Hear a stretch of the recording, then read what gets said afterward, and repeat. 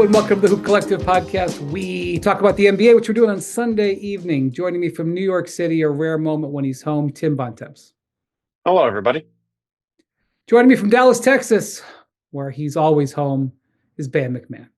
Howdy, partners. I feel like that was a shot. I've got my. No, I mean, it was not saying that you don't travel. I was just saying that, you're at home in Dallas. Oh, great. Yes, I'm very comfortable here at home. Beloved in the Metroplex, I believe.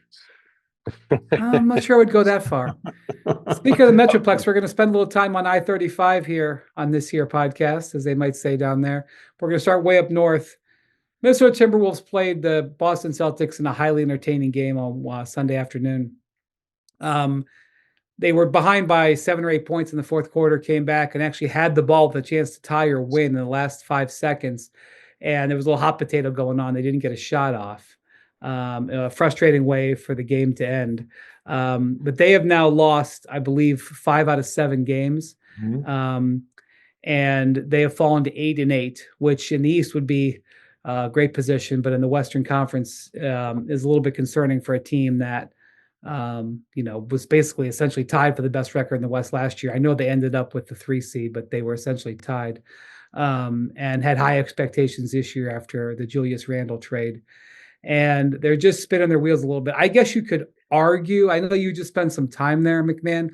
I guess you could argue that Sunday was a step forward, considering they had 2 losses to the Blazers in this stretch, and they lost in Toronto on last Thursday. I guess this is a step forward because they took the Celtics to the wire, but not where this team wanted to be at this point. I'm not going to sit here and celebrate a loss by a team that was in the conference finals last year and had ambitions of building on that.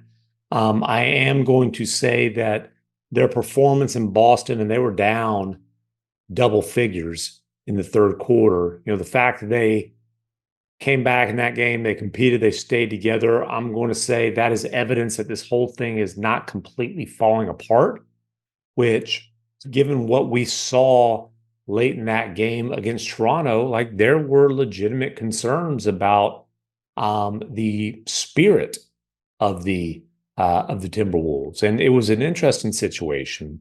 But I don't know 4 or 5 minutes left in that game. They're tied 95-95 against the Raptors, which that's not a great place to be in, regardless. But Rudy Gobert gets a deep seal on Scotty Barnes. Basically has Barnes kind of pinned under the rim, calls for the ball. Randall's, playing with his dribble out top, and Randall ignores him.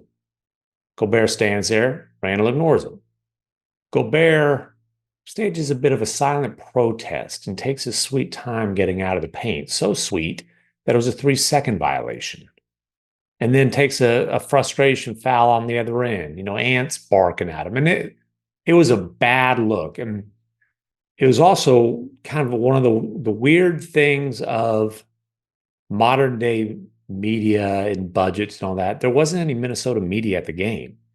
So nothing got addressed publicly until practice on Saturday in Boston. So it's just kind of lingering and floating. Now, after that practice, Gobert basically owned it and said, "Hey, that was not good by me." Paraphrasing, pride myself on being a good teammate. That was a bad example. Randall owned it. He came over to the media and said, "I didn't throw him the effing ball. What else you want to know?" In a joking way, but basically saying, "Hey, I know we got to address this. I know."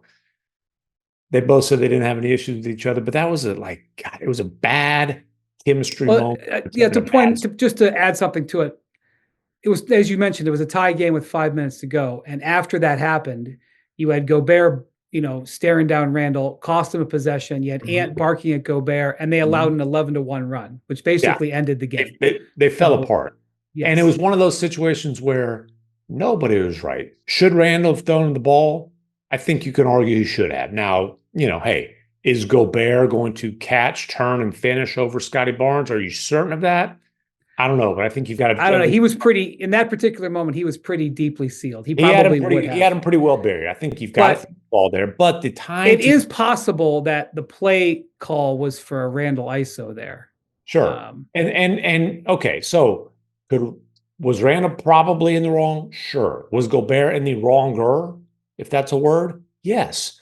The time to stage a protest is not tie game, costing your team a turnover and creating a scene, late in a road game when your team's been struggling. So Gobert owned that, but he was absolutely wrong.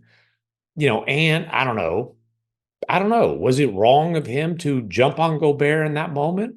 I'm not sure it was, but it was just a bad look for the whole team. Well, I don't know if you saw, but the first play of the game on Sunday in Boston, Chris Finch called a play to have Randall feed Gobert in the post. Yeah, and there was and they'd said, "Hey, we talked it out, no hard feelings." They both owned it. They moved on, and that was kind of a way of saying they moved on. And again, the fact that it was a loss, so let's not there's no moral victories for a team that considers itself a contender. But they had it certainly down whatever it was, 15, 17, whatever it was in the third quarter. There could have been some mailing in against the defending champs, and I know what Bontemps is going to say here. I'm just gonna close my eyes and wait for him to say, because I have a pretty good idea what he's going to say. Well, I don't know what you think I'm going to say, but I have something ready to say, which is that, like our long discussion the other day about the Sixers, I don't really care about any discussions along these lines when it comes to what was the reaction to this one play in this game on Friday and the psychoanalysis of it. I would say, while all what you guys said was, I think, very accurate, the bottom line with the Minnesota Timberwolves is last season, you guys know where the Minnesota Timberwolves ranked on defense? First. Number one. By a decent margin. By just over 2 points over the Celtics. You want to know where the Minnesota Timberwolves ranked this year on defense? They rank 15th. I thought you were going to say that missing Mike Conley is messing them up. But that's that too. Well, we will get to Mike Conley. They are 4 points per 100 worse on defense than last year. Their offense is actually half a point worse on than it was last year when they were a mid-pack offensive team, but they were a team that won on their defense. And if you look at the individual on-off court numbers, which again, there's some noise in these potentially, but when Rudy Gobert's on the court, they have a defensive rating of 107.9. When he's off, they have a defensive rating of 114.3. And when you look at both from Jaden McDaniels to Julius Randle to Naz Reid, when all those guys are on the court, the defense is 4, 5, 6 points worse than when they're on the bench. And at the end of the day, it's a real struggle not having cat. It's a struggle not having cat size in the second unit. They're very small now in the second unit. Well, right. I mean, that's part of it. But as we've seen this year, Cat is also not exactly a defensive stopper. So while I don't disagree with your point on that, and it is a different thing because they are smaller, at the end of the day, if these guys are going to be the team that they hope to be, they're still not an offensive juggernaut by any stretch, even with the moves they made.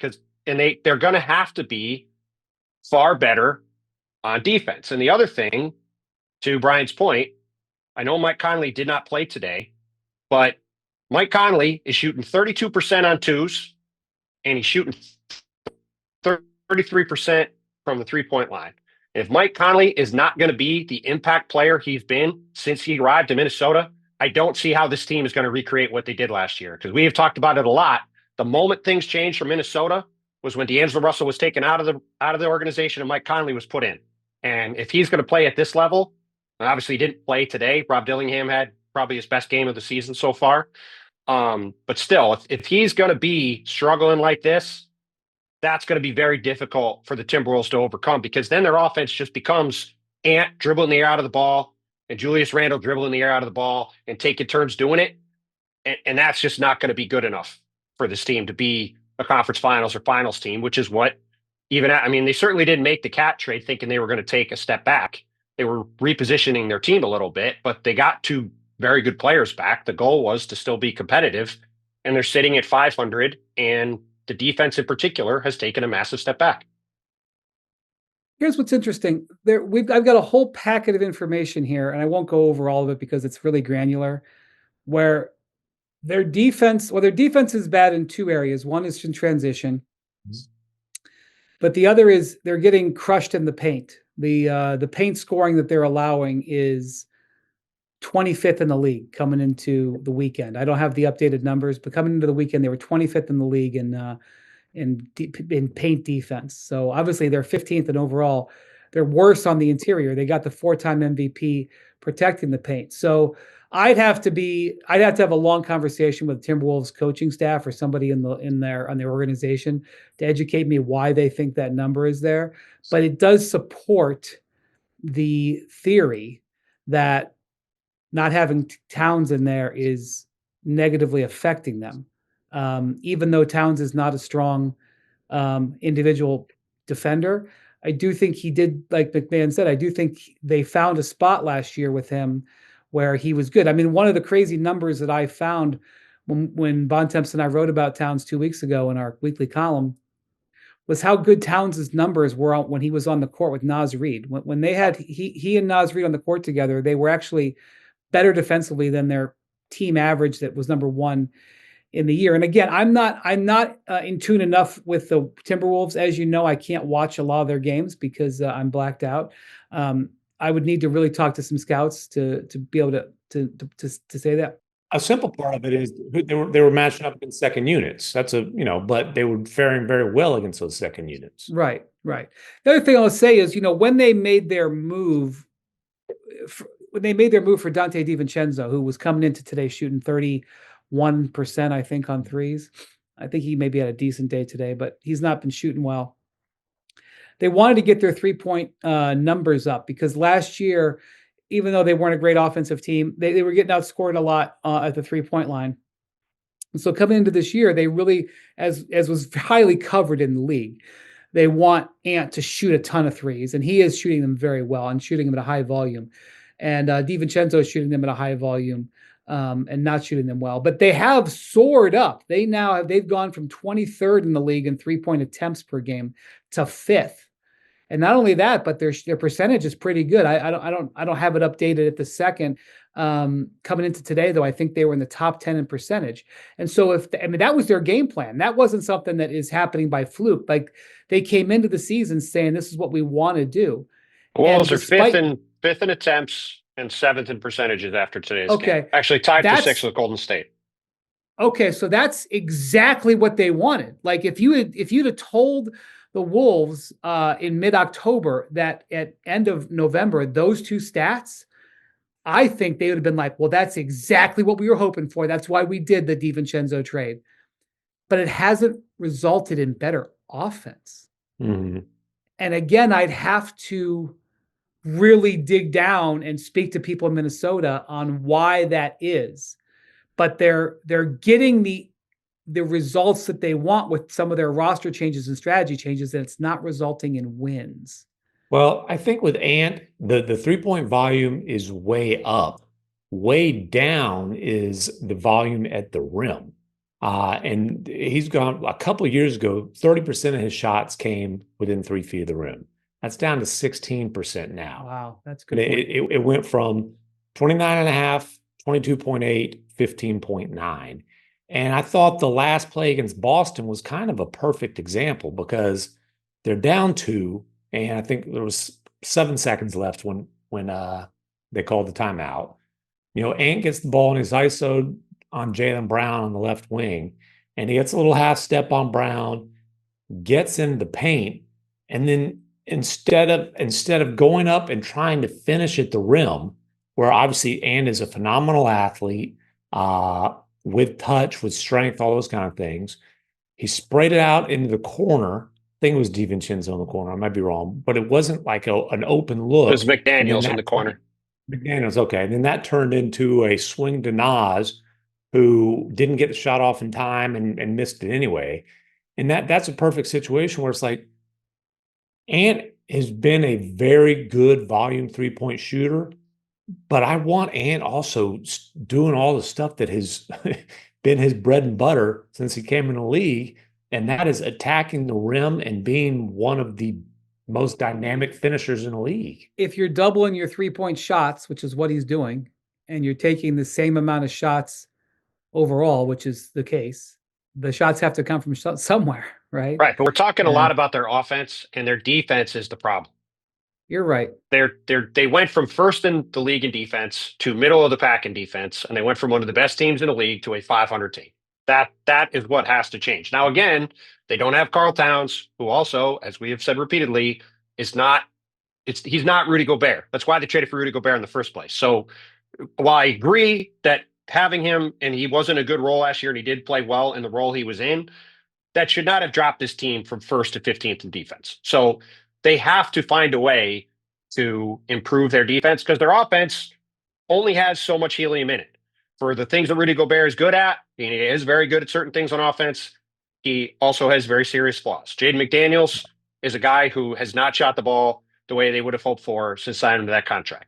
Mike Conley, as we talked about, has struggled. Dante DiVincenzo, obviously, if he plays better, he did hit a couple threes today. He was dealing with some back issues. He could play better than he has early on. But their offense has a ceiling. Their defense is what has to be better. If it doesn't get better, it's going to be very difficult for them to recreate last year. Well, again, I can't back this up with total explanations because I just don't have the knowledge of the intricacies of what they're doing defensively. But when you break down the numbers, Naz Reid's defensive numbers have slipped from year over year pretty significantly. And Gobert, even though I think he was a really good factor in today's game defensively, I think, he worked really hard today, had 20 rebounds in the loss.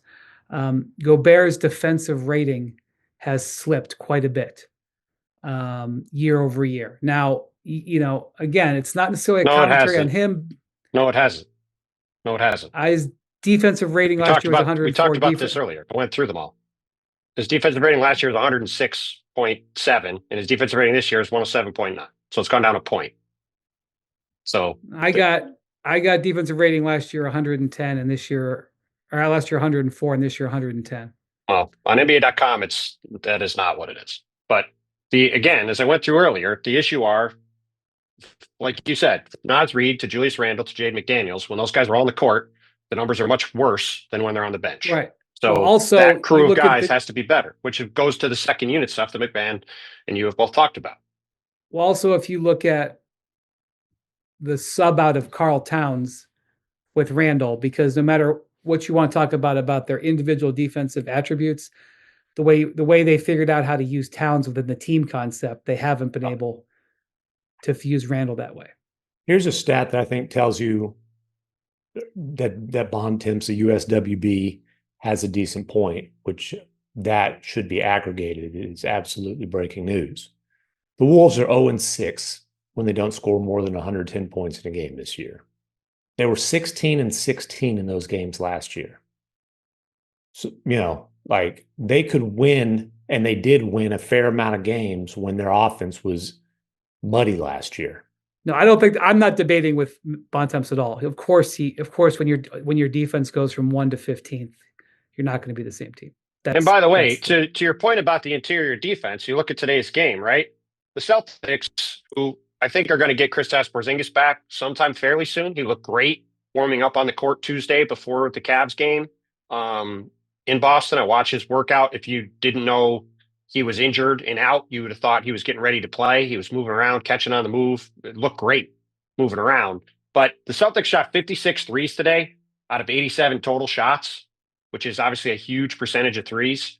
And that's why they always play. Well, to a degree, but this was, I think, an example. Jaylen Brown went 5 for 5 from 3 in the first 5 minutes of the game, and then they missed a ton of perimeter shots after that. And they don't really have another gear to go to without Porzingis. So I do think him coming back for as well as they've played is going to really help them get a little bit more balanced offensively, because when they get out of whack, that happens. But when you talk about the defensive struggles that Minnesota's had at the rim, today they look good overall defensively.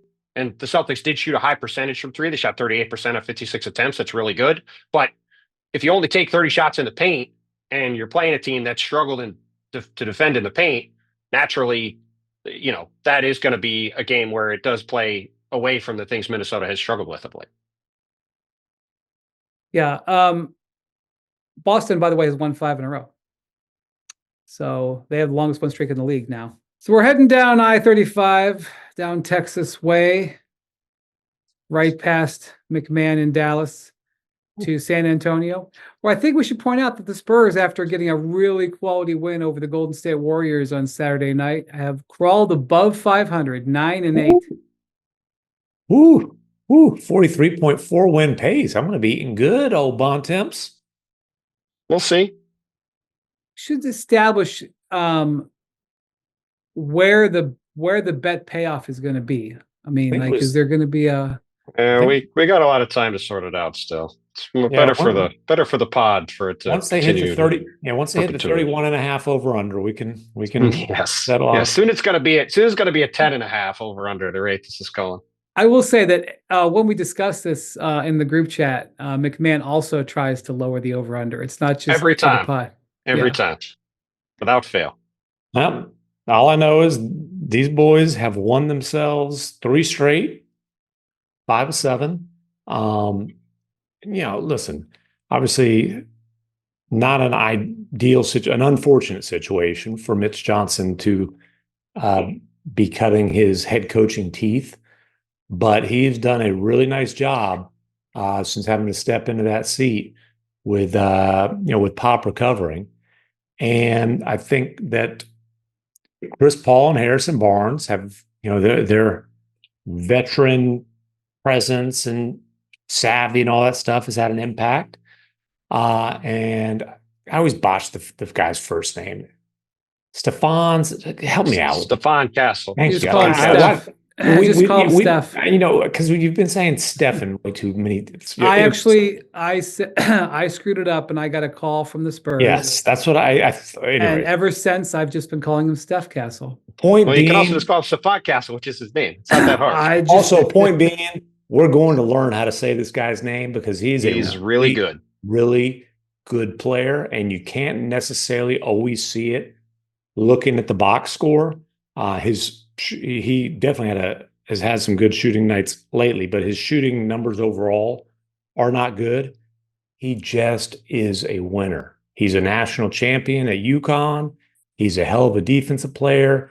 We'll see how good of a scorer he becomes, and that'll kind of determine his ceiling. But in terms of like being a defender, being a connector, being a guy who impacts winning, he's really, really good right now and has a chance to be awesome. And I loved him at UConn. He reminded me a lot of Drew Holiday. That's who, when you talk about all those things, that's all the stuff that Drew Holiday does, and he's got a chance to be a pretty dynamite two-way player like Drew Holiday too. No question. And when they're in Dallas, which is their last win, Wemby didn't play in that game, and they got smoked pretty good. But before that game, I asked Mitch Johnson about Castle, and he said the thing that's impressed him the most is just his demeanor. And as he said, he's flatline in a good way. When you'll see this guy come up with like spectacular defensive plays, and it's just, he's stone-faced. And also like Drew Holiday. Yeah, he doesn't. And the same thing, when something goes wrong, he doesn't get rattled. And he is a really, really impressive rookie. I don't know if he's going to have the numbers to, get in that rookie of the year conversation with Jared McCain and with Dalton Connect and those guys. But in terms of a rookie making an impact on his team, extremely impressive. And I think the impressive thing about the Spurs being 9-8 right now, yes, Wemby's had a 50-point game, but like Wemby hasn't made this massive leap that maybe we anticipated in terms of, it's not like he's averaging 29 or 30 points. His stats are basically flat. Yeah. And the Spurs are a drastically improved team around him, and you're seeing that. Yeah. I mean, obviously he's had moments.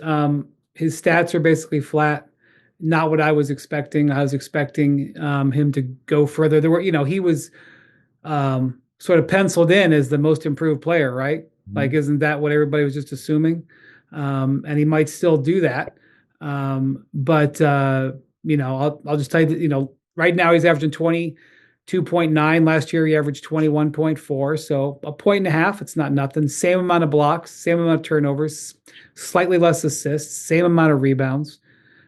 His shooting percentage is almost exactly identical. His 3-point percentage is up 1 percentage point. Well, and again, he's taken way more threes Right. than last year, way higher percentage of threes, and of lower free throws and more minutes per game. Goes back to the same conversation we've had a lot. I'm a big fan of Victor's ability to shoot the ball. I would love for Victor to do a lot more dunking at the rim and getting to the foul line, because he's an incredible foul shooter, and he's one of the most athletic 7'4" dudes of all time. One of the most athletic dudes you could argue ever, just with the way there's physical gifts. And the more he could play at the rim, I think the better off the Spurs will be in the long run. But, that's a point we've made a lot. They're playing pretty good on defense. They're a top 10 defensive team so far. With obviously Wembanyama as the back line guy there. And Castle as the point of attack guy, which get used to that, folks. Yes. They're going to be a really, they've got a chance to be maybe the best defensive tandem in the league. It's a very nice combo. Yeah, they got a chance to really be tough. So last year they were 21st in defense, and as we're recording this, they're 8th. So that's a big jump right there. Gives you a hope for your bet, MacMahon. Last year we wondered how many of the guys on this roster did we see as Spurs in 2 or 3 years? How many guys did we see as core players? Because even though they acquired Chris Paul and Harrison Barnes, I don't think they're going to be Spurs in 3 years. Sure. But Castle, Vassell and Castle are guys who are going to be Spurs. Their impact might be felt in a few years, just in terms of helping teach these guys and all that kind of stuff. But yeah, Keldon Johnson, them crawling over 500. I think they've won. I think they're 5-2 in their last 7. Keldon Johnson, because Victor missed like 2 or 3 games with a knee bruise, and they went into Oklahoma City and won. Keldon Johnson, who's become sort of a prolific bench scorer. He's, I don't know if he's going to be a Spur in 3 years, but he's having a very good season off the bench. Well, and who else is really playing well for them? And he's starting, and I'm not so sure Devin Vassell, he's banged up again. I'm not so sure Vassell, they're not in a hurry to get Vassell back in the starting lineup, put it like that. And a big part of that, we just talked about Castle. Julian Champagnie is really playing well for the Spurs, and he's a guy, he's one of these scrap heap guys, and he's got a chance to stick around there. 23 years old. They signed him to a deal, right? Didn't they sign him a multi-year deal in the offseason? I think they did. Mm-hmm.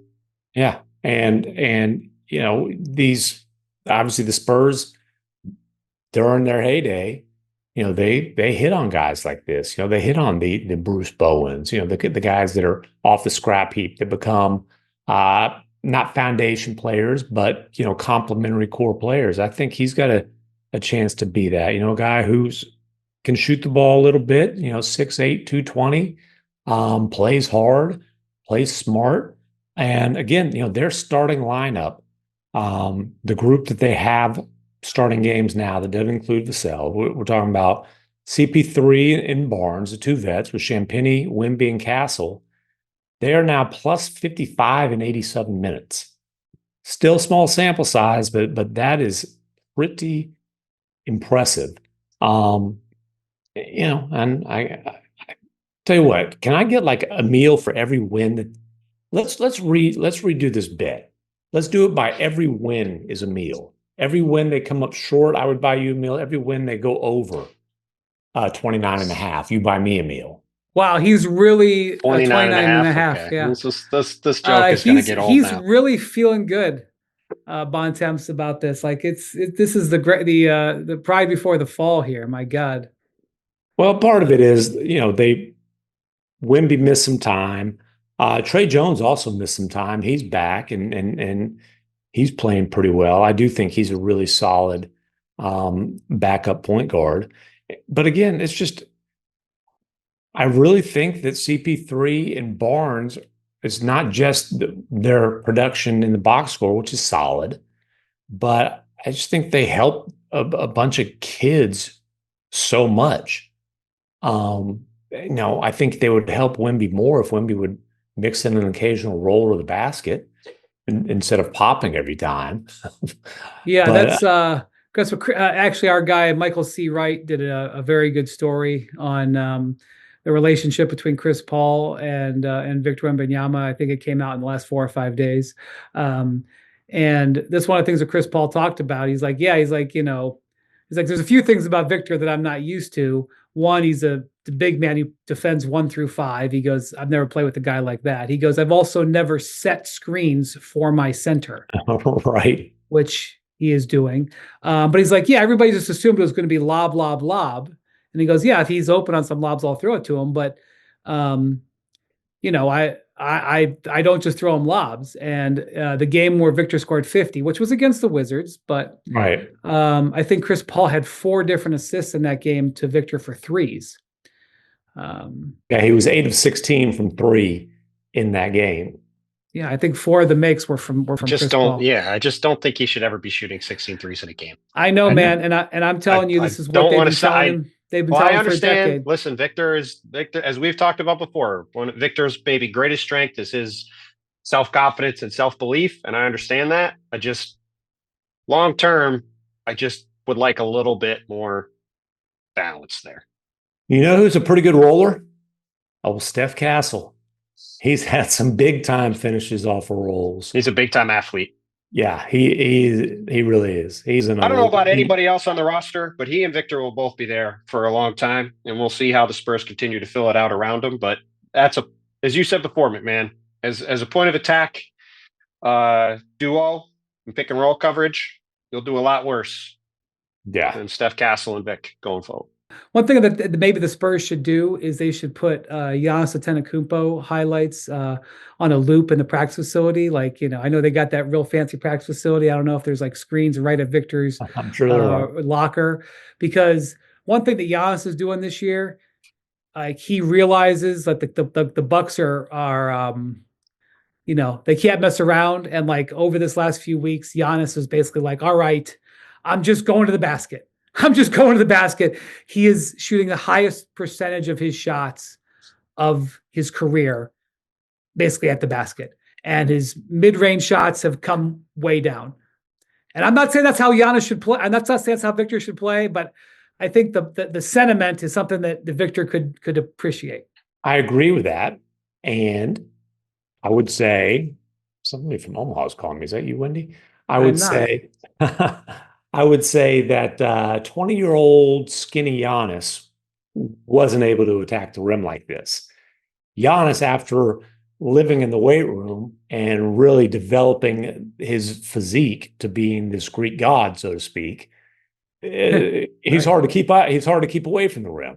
And the point being, like, we know, I don't know what Victor's physique is going to look like 5 years from now, but I know he's going to add significant strength. And he's just not, and it's the same thing with the post-up game.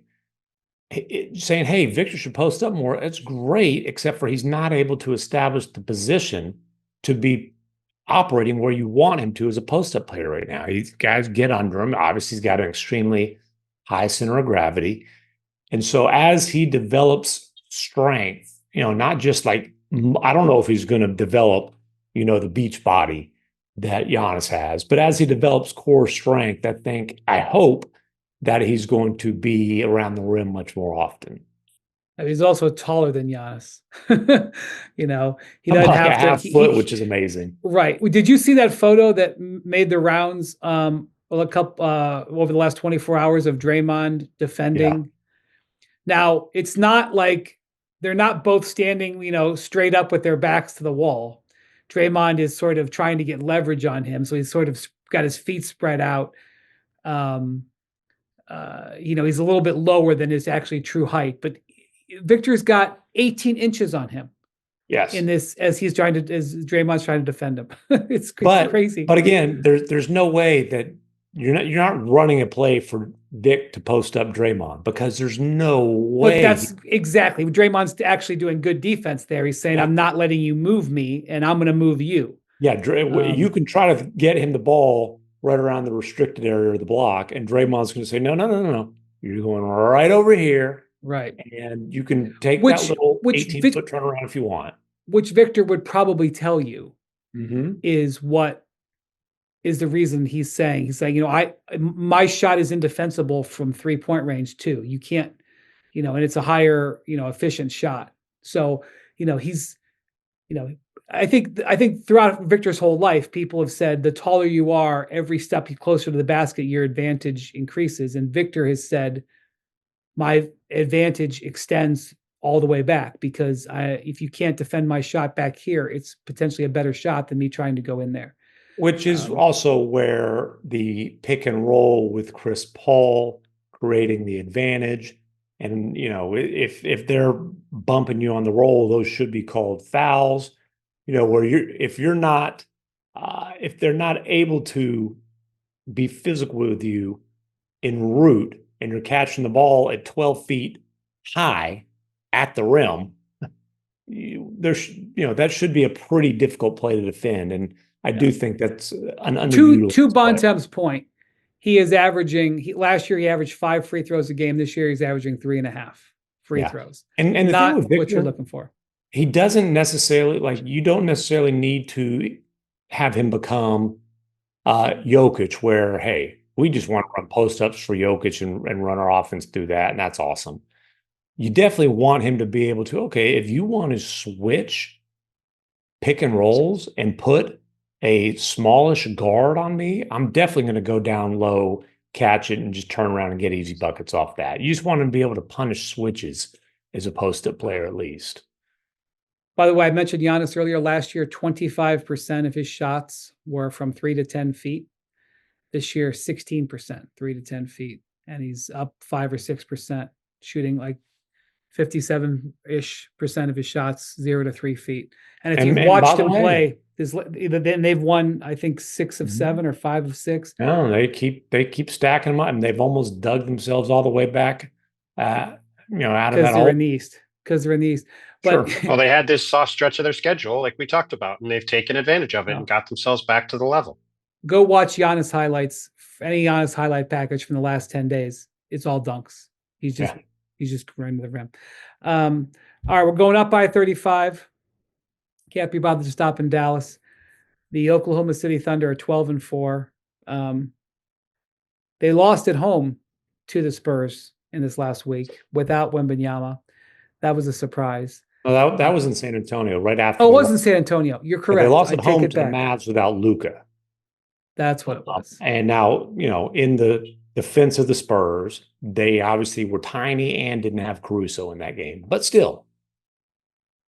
Well, speaking of Caruso, he's obviously, they're the number one defense, and Caruso is a big part of it. The guy is just doing his, everything that he does, his pest tendencies.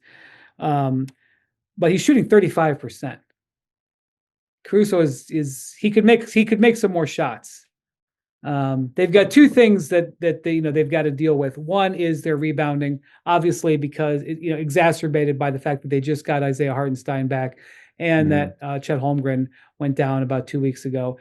They are 30th in rebound percentage. You can look at a bunch of different numbers. The number that I look at when I look at rebounding is rebound percentage. Of the rebounds that go up, how many does your team pull down?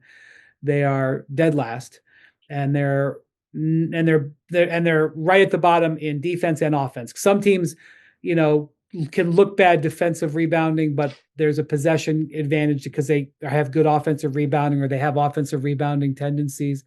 They're in the bottom 3 in offensive and defensive rebounding. They're just a bad rebounding team across the board. So in theory, when they get their bigs back, it'll be better. Their offense also has been a little bit sluggish. I mean, they're sitting there at 12-4. They look good, but they could. There's a couple of things that they can work on.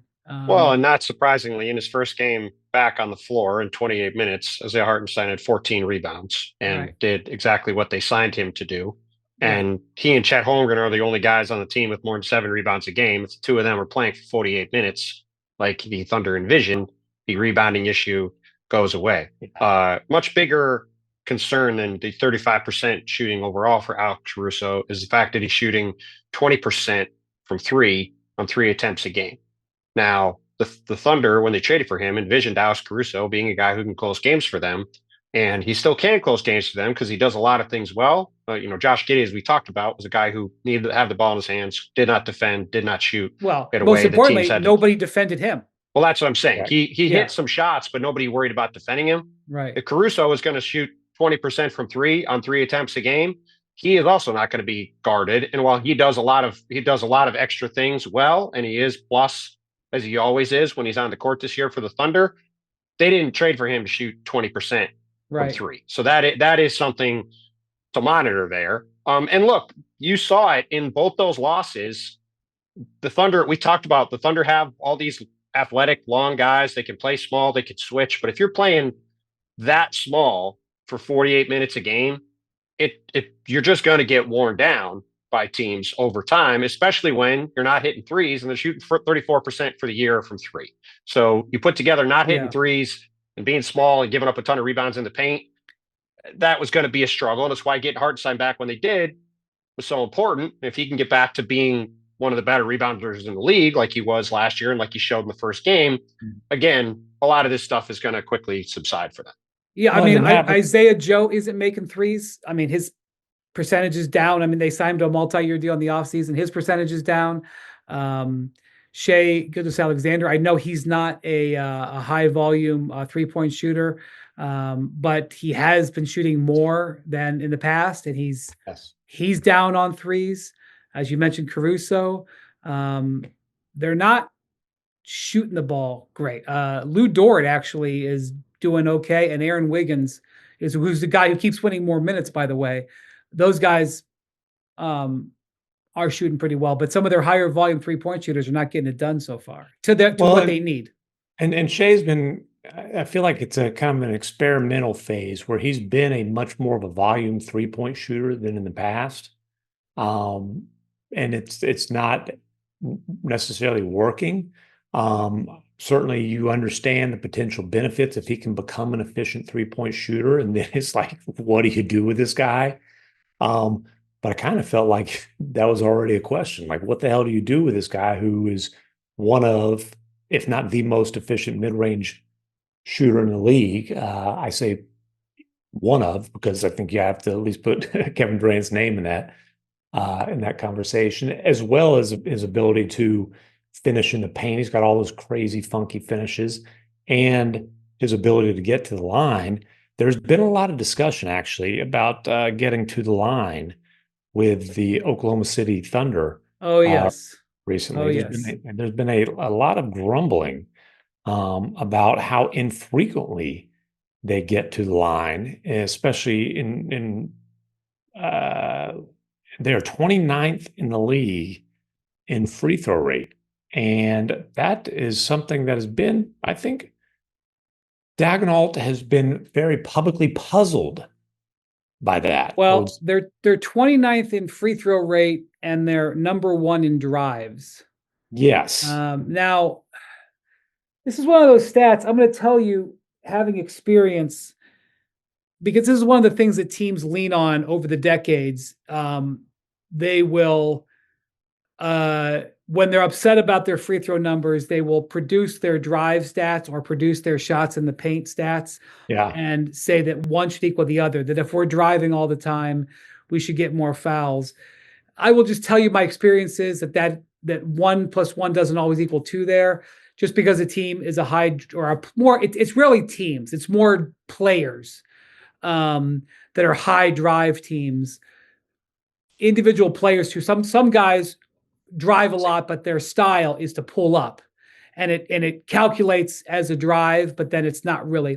So having said that, though, 1 versus 29 is a pretty big spread. And I thought was interesting. I think it was about last week, the league fined like 3 or 4 players and coaches in like a 36-hour period for complaining about officiating. Doc Rivers got dinged. I'm trying to think who else got dinged, but there was a bunch of releases from the league. So-and-so fine, so-and-so fine, so-and-so fine. Mark Daigneault, in that same stretch, complained about not getting to the foul line, and he wasn't fined. Well, I think he is very good at, you say complained. I think that you might get a 405 call and say, hey, he didn't complain. He didn't. Well, he didn't get fined. He simply stated facts. But you are allowed to state facts about the officiating without issue. And the facts are essentially what we are just stating. They're second to last in the league in free throw rate, first by a pretty decent margin. So they average, by the Drives way, per they game. average 61.4 drives per game. And is That's number one. Daigneault doing this because he wants the calls in these games? I think what he's trying to do is lay a foundation and plant seeds for the long haul with the officials. That's understandably so. Jalen Williams, J-Dub, their number 2 option, has never gotten to the free throw line much. Whereas Shai Gilgeous-Alexander has done a lot of living at the line. He's scored a lot of his 30+ points per game last year at the line. But that's, again, it's definitely been a topic of conversation with the Thunder recently because they want it to be a topic of conversation. Well, and the overall discussion there, I think, ultimately comes back to the same thing. The Thunder are 15 points per 100 better when Shai is on the court than when he's off. And offensively, in particular, they are nearly 20 points better when he's on the court than when he's off. 117.9 when he's on, 98.3 when he's off. And a lot of what's going to determine what the Thunder do down the road in the playoffs is, can they generate enough offense when Shai doesn't have the ball?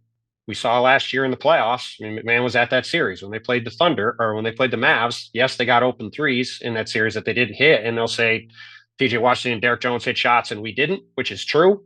But when Shai didn't have the ball, or there's Jalen Williams or Chad or other guys, they were not able to generate enough offense. And for as great as Shai is, he can't play 48 minutes every game, and that is going to remain a question for these guys to try to solve, is can they generate real offense when he's on the bench? And so far this year, the answer has been no. Well, that's interesting because I thought one of the great things about adding Caruso to the mix, in addition to Lou Dort and Cason Wallace, those are 3 of the top, 10 perimeter on-ball defenders in the league, definitely somewhere pretty high up there. I thought one benefit would be that it would ease the defensive burden on Jalen Williams. And, I thought the defensive burden on him, I thought, really impacted his ability to score and score efficiently in that second round, where he's chasing Kyrie around the whole series and he struggled offensively. He has started to cook recently. Honestly, he was when he was the de facto starting center, he was lining up offensively, but he got off to a bit of a slow start as well.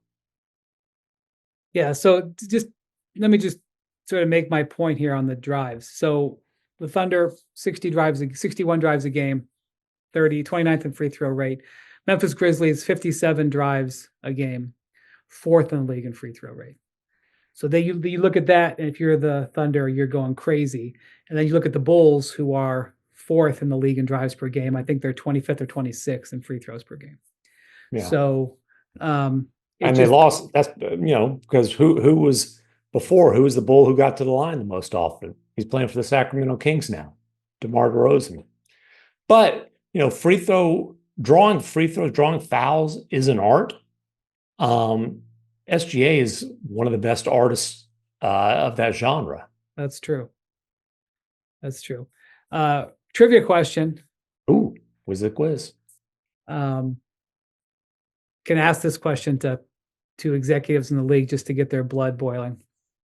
Who leads the NBA in free throw rate? Hint, they led the league in free throw rate last year. Oh, yeah. The Lakers, they have for years. Yeah. I know. It drives them crazy. I've never heard any conspiracy theories about that. Oh, my God. Wait, so the Lakers are number 1, and then the Oklahoma City Thunder is last in the West? That's never going to be fodder for any conspiracy theories related to market size, is it? They were first last year. Let me see where they were 2 years ago. I think they've been first every year that AD and LeBron have played together. 2 years ago, first. I'm pretty sure that's the stat. Let me see. 3 years ago, they were like 7th. Oh, okay. 21, 22. Still, not bad, though. All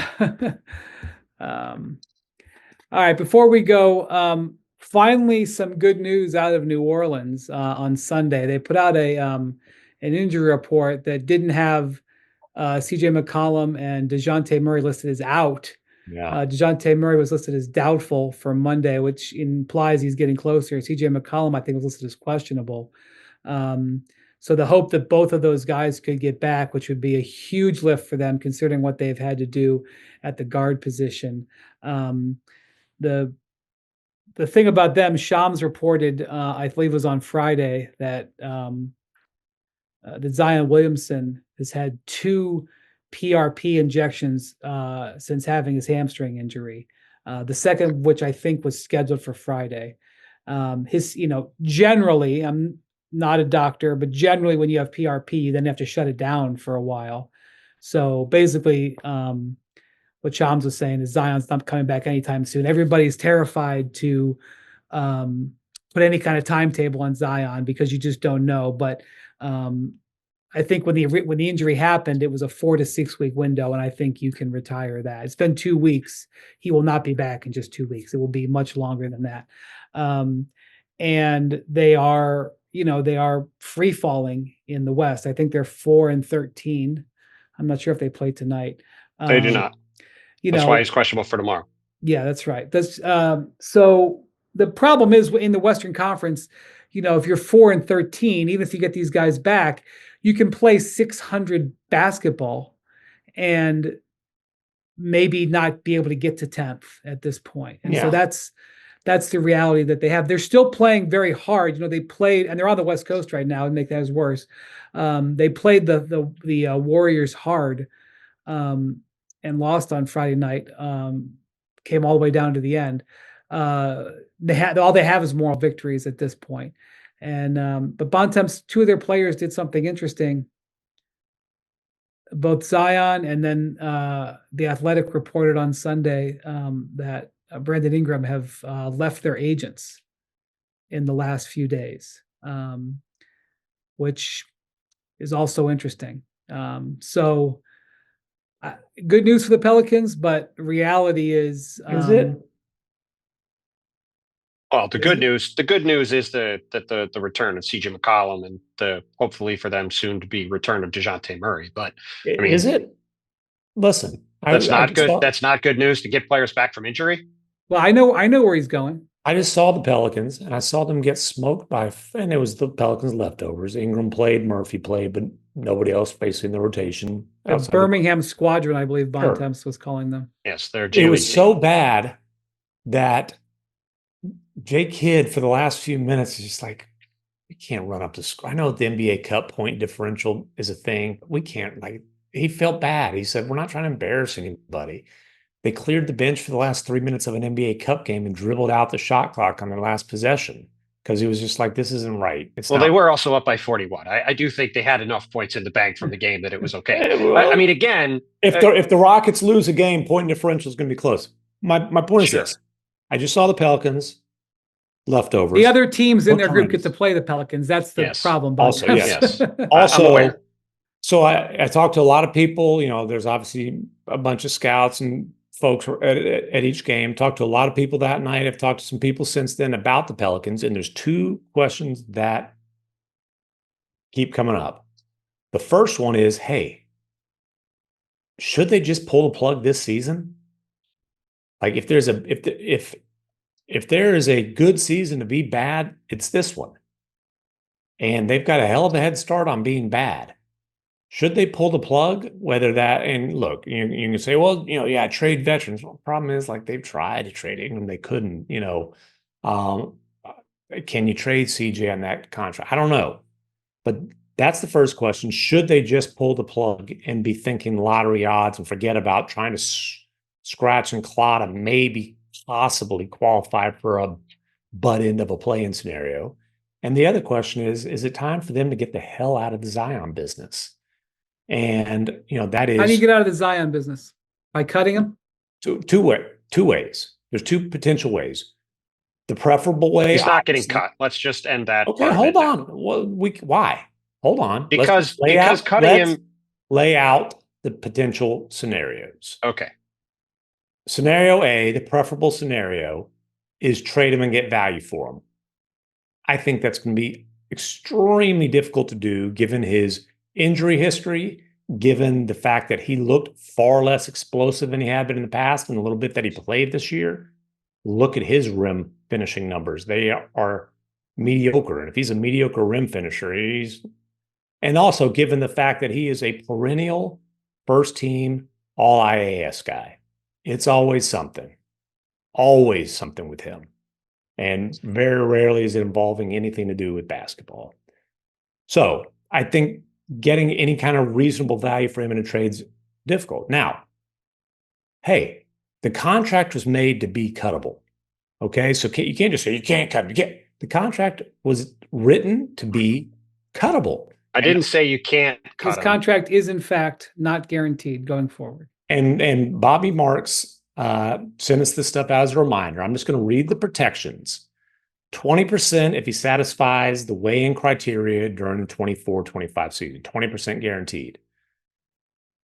I haven't seen the man step on a scale recently. I have my doubts. I would not assume that he is not meeting that. I would not assume that. Okay, let's be clear.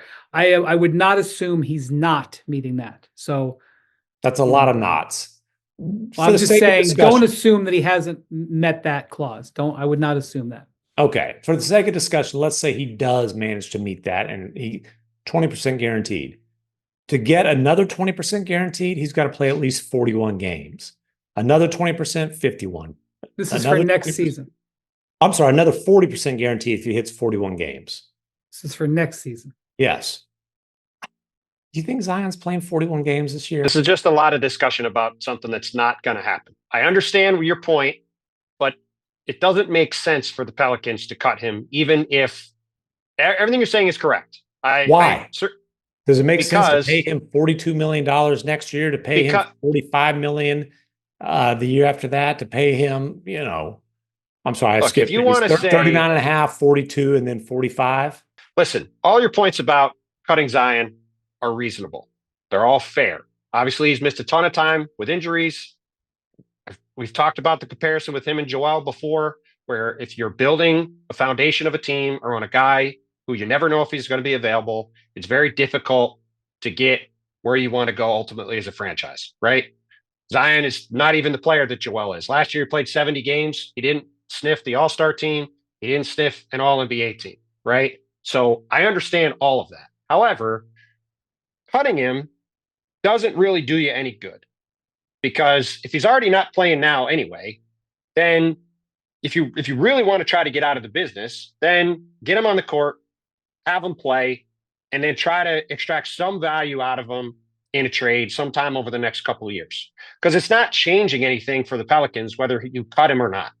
Like, it doesn't ultimately change the reality of their situation. Sure, they might have to move CJ McCollum to stay out of the tax, or they might have to not re-sign Brandon Ingram or something like that. But these are all immaterial things, right? So they need to try to get him on the court and have him play.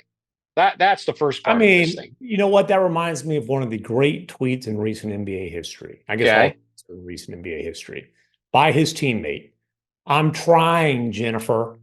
You don't think they're trying to have him be healthy? You don't think they're trying to have him on the court? Yes, I understand that. I'm just saying, what is the benefit? Let me ask the question this way, okay? Because I think this is a very silly discussion. But if you want to make the argument, what's the benefit to the Pelicans? Let's say at the end of the season, they go, we're going to cut Zion now. What's the benefit to the Pelicans of doing that? Because just being done with it? You just get out of the business of being dependent on a guy who is as undependable as anybody in the league. And it's essentially a fresh start from a financial perspective. And look, if it gets to that point, they probably are going to have a relatively high lottery pick coming in. So it's just a complete fresh start. Now, again, I 100% agree with you. If you're going to get out of the Zion business, it would be much better to be able to make a move getting reasonable value in the trade market. But for the same reason that the Pelicans would possibly even consider this, I don't know, maybe Zion's such talent, somebody says, hey, we're going to take a chance on that because he is that kind of a talent. But I don't know, man. I don't know that you're going to get a lot of teams eager to take on Zion with all the baggage that comes along with him on a max contract. Well, I don't think he's getting cut at all. So let's just set that part aside. The And other I think thing is what you're talking about is the gap year move. well, Nat, and we have talked about this sort of from a circumspect standpoint, going back to the start of the season, which was who was going to be like last year's Memphis Grizzlies, right? Where like the season goes haywire and you end up just falling into chasing ping pong balls in a very deep draft. And this is basically the exact same thing that happened in Memphis. Obviously, Ja had the suspension, but everybody on the team got hurt and they pulled the plug. And if you look at where New Orleans is, like they're going to start to get these guys back this week. DeJounte's obviously getting closer. CJ, good chance he'll play on Monday. I think, the other guys are coming after that. We'll see how long Zion's out. I think they have to try to at least get some semblance of a rhythm with this group. And I think they need to see, in part, what this group looks like going forward, because they made this DeJounte Murray trade. They wanted to see what this group looked like. And so far, they haven't had 1 second on the court together because Trey Murphy got hurt the first week of training camp. They haven't seen any of it. So whatever evaluations you want to make, you have to at least get this group on the court if you can and see what it looks like. But at the end of the day, the Pelicans season is cooked already. Like Brian said, if they win 60% of their games going forward, they're going to be trying to get back to 500. So they're not making the play-in in the West. They're going to be. And by the way, 500 might not even make the play-in. Well, no, that's what I'm saying. They're not making the play-in in the West. Like they're just not. They're too far back.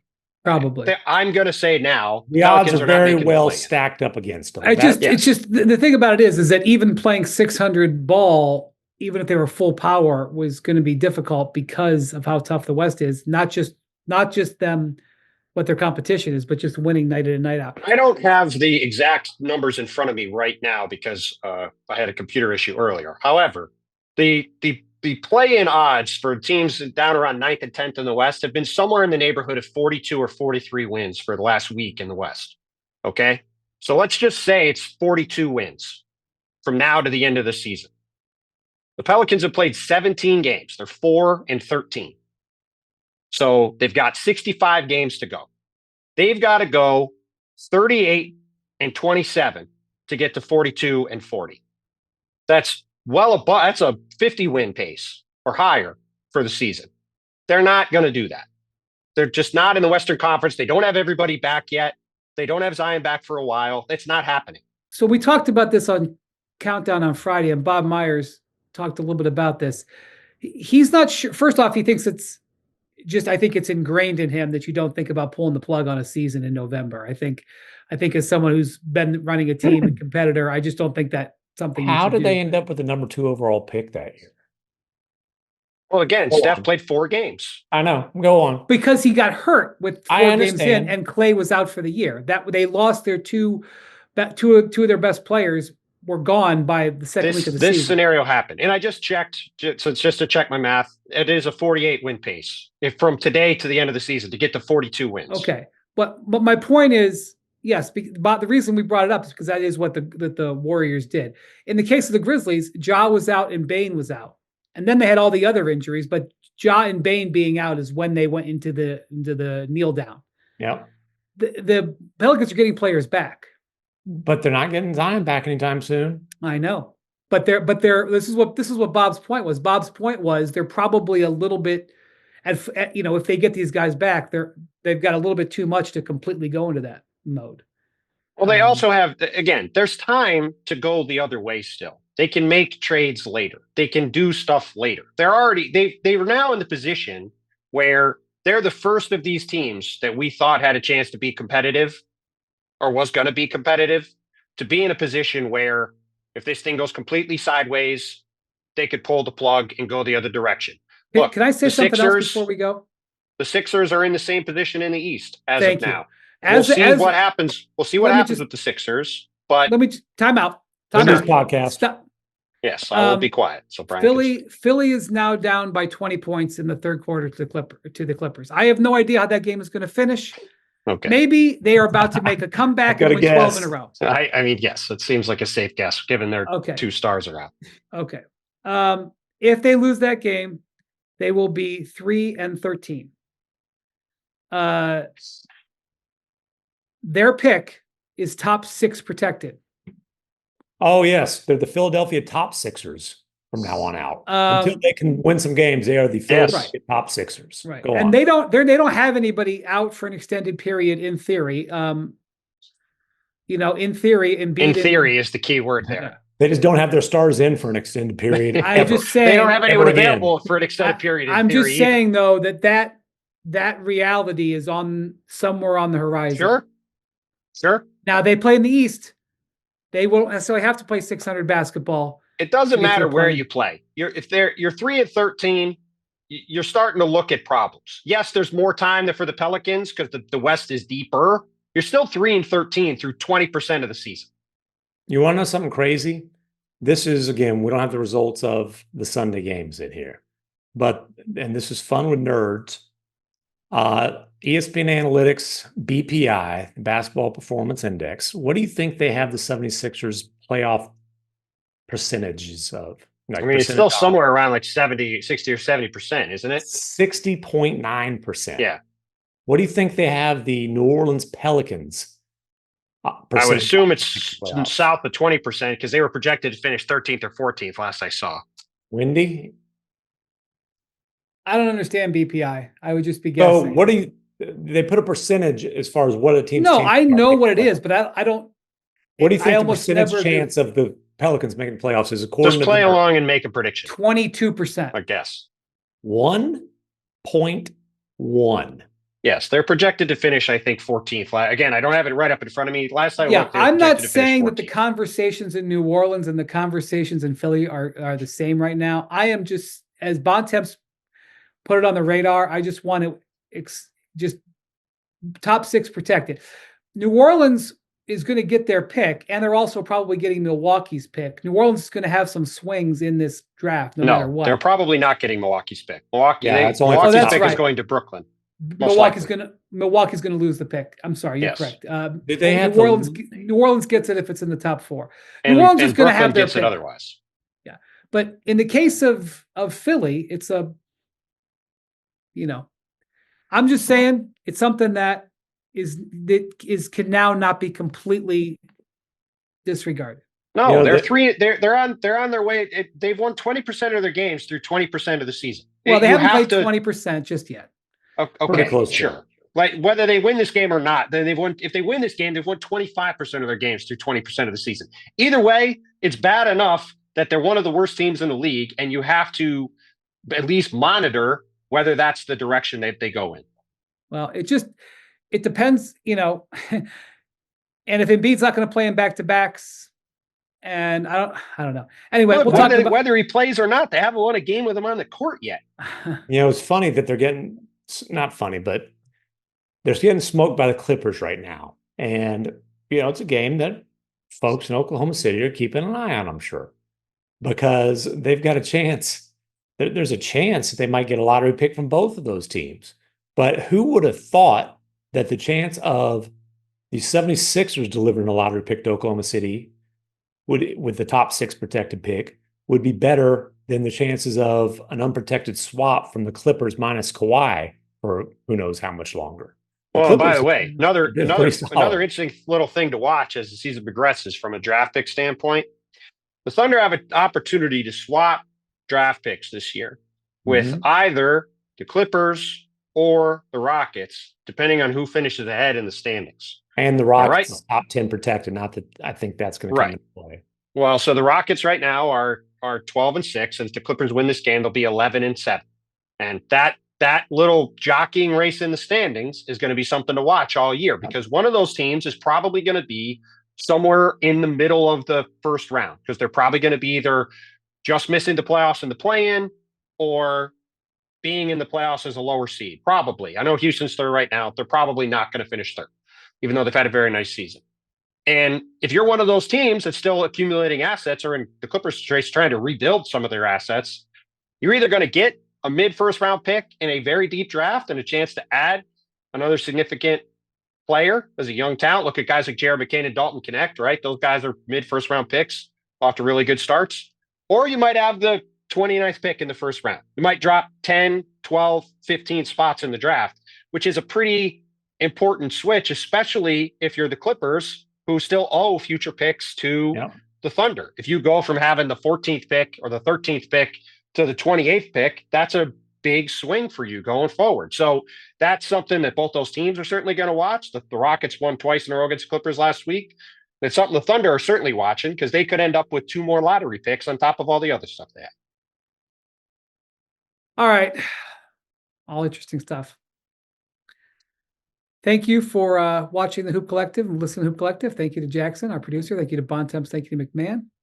We've got our big 3rd annual Friendsgiving podcast coming on Wednesday for your traveling pleasure during the Thanksgiving holiday.